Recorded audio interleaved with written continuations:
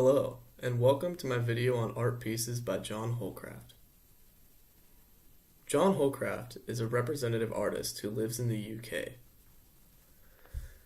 Like other artists, John has reinvented himself countless times. He began his career working mainly on acrylics.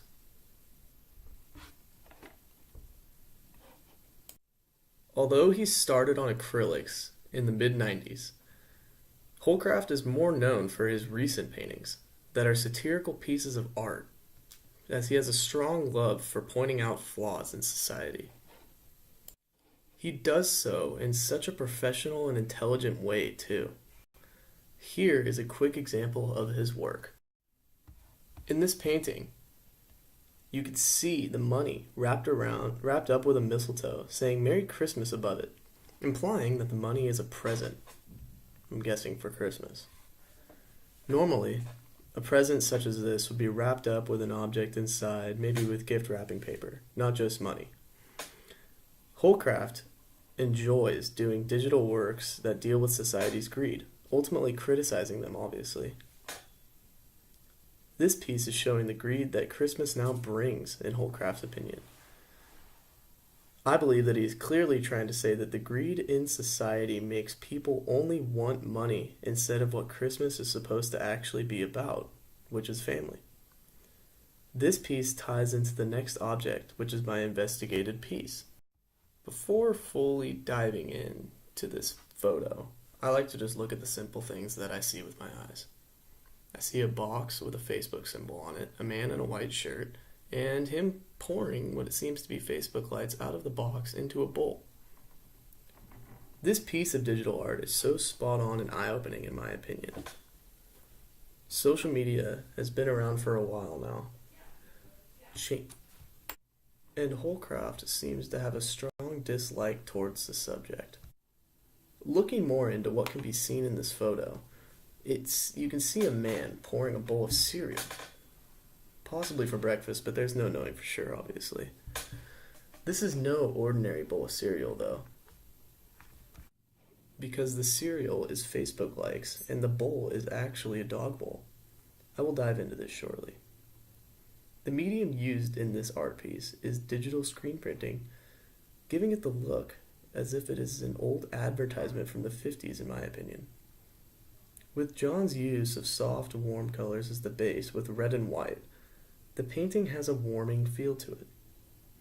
He uses soft, not very definitive lines in this piece, perhaps to lessen the boldness of the stance that the picture already takes.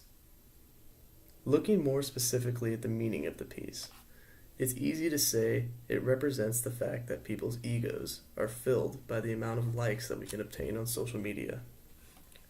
So, the box of likes being used for cereal puts off the vibe that people need likes on social media just to feel like people like them. In this case, Holcraft is doing it as a representation of something people feel they need to survive, due to the likes representing a food. This is Holcraft satirically pointing out the fact that people in today's society have rather low self-esteem. Now I want to look at the dog bowl. Now I know maybe this sounds mean and a little bit too straightforward, but the dog bowl could actually be a representation of Holcraft calling society dumb, or lacking intelligence by comparing us to dogs. This is some major iconography shown in the piece. An image by another artist similar to Holcraft's work is a piece by Steve Cutts, which was shown to our class earlier in the semester as one of the sample object proposals by other students. The image depicts a phone that is walking a human on a leash, almost as if we are controlled by media. Cutts is attempting to show the impact phones really have on today's society.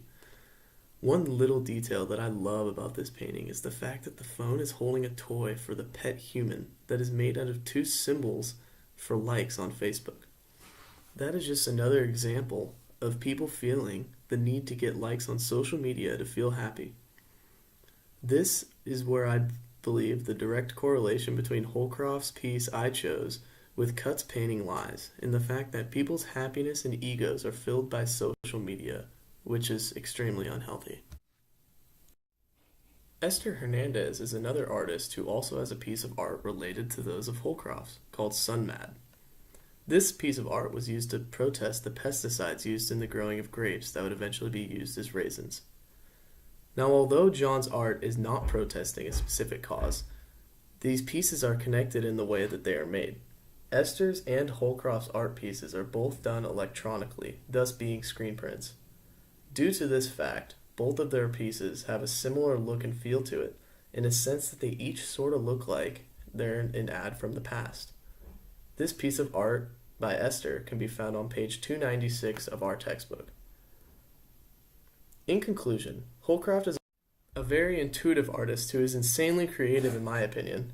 He portrays his opinion of society to people in ways that are clever, funny, and oftentimes extremely true. I am glad to say I picked this for my investigative object, as it was a very interesting topic. Also, this type of art ties directly into today's society, and with the ever-changing theme of art. Art will constantly represent society as a whole, and I think Holcroft captures it perfectly in a very comical way.